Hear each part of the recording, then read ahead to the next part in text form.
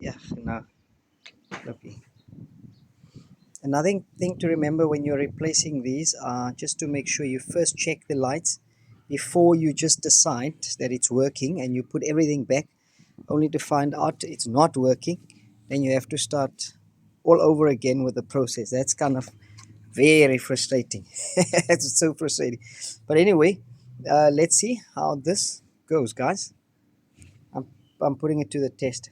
Okay, lights are being tested. The only thing that does not seem to work now is the indicators. As you can see the lights there working, got indicators on the side, but I need to see why is it that that particular bulb there would not be working.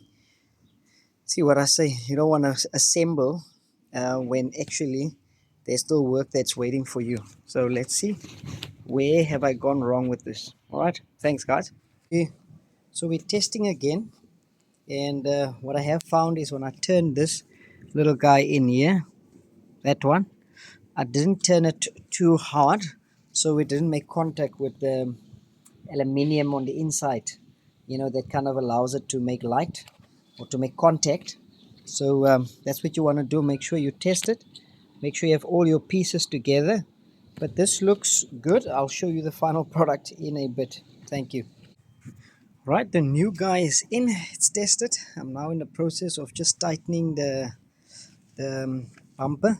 If you come back right at the back here, so I've got one more screw to put in here, as you can see. Then there's one underneath there, and then there's three more down here, all the way down here. There's three more which I'm going to put in, and then there's two down here.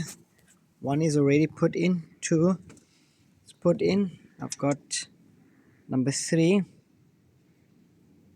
if you can see that, number three, and then I'll go for number four here. Okay, the tool that you need for this, so I just use a normal, that's a kind of spinner that you need for this. Let me just see if you can see. Need to bring it to the light.